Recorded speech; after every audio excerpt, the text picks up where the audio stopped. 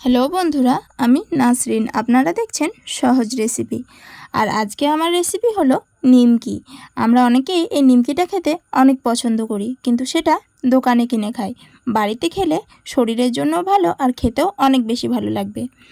চলুন রেসিপিটি শুরু করা যাক। আমি প্রথমে একটা পাত্রে নিয়ে নিয়েছি 1 বাটি পরিমাণ ময়দা। ময়দাটা নিয়ে দিয়ে দিয়েছি সামান্য পরিমাণে লবণ ও অল্প পরিমাণে কালো জিরা। এই কালো জিরাটা কিন্তু দেওয়ার চেষ্টা করবেন, তাহলে নিমকিগুলো খেতে অনেক ভালো লাগবে। তারপর দিয়ে দেব তেল। আমি এখানে তেলের পরিমাণটা অনেকটাই বেশি দিয়েছি। দেখে আশা করি বুঝতে পারছেন যে তেল দিয়ে আমি ময়দাটা একদমই খুব ভালো করে মেখে নিয়েছি।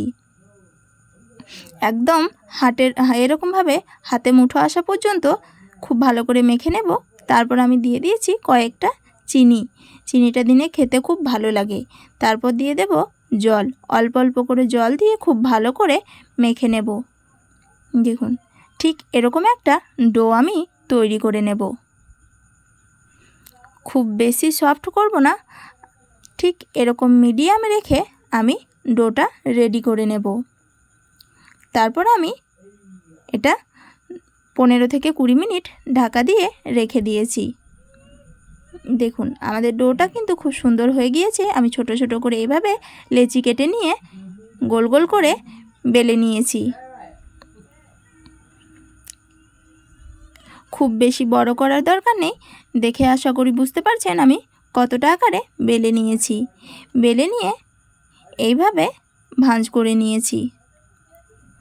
ভাঁজ করে নিয়ে আমি হালকা হাতে আর একবার একটু ওপর ওপর বেলে নেব। খুব বেশি চেপে বেলার দরকার নেই, এমনি একটু হালকা ওপরে চাপ দিয়ে দিতে হবে। আমি আবারও একটা বেলে দেখাচ্ছি। আর বলে রাখি, যারা আমার চ্যানেলে নতুন তারা তাড়াতাড়ি চ্যানেলটিকে সাবস্ক্রাইব করে পাশে থাকা বেল আইকনটি ক্লিক করে দিবেন। আমার নতুন নতুন রেসিপিগুলি সবার আগে আপনাদের কাছে পৌঁছে যাবে। ভিডিওটি ভালো লাগলে অবশ্যই একটা লাইক দেবেন।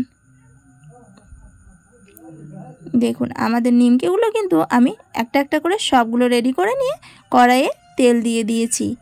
তেল দিয়ে আমি হালকা তেলে নিমকিটাকে দিয়ে দেব।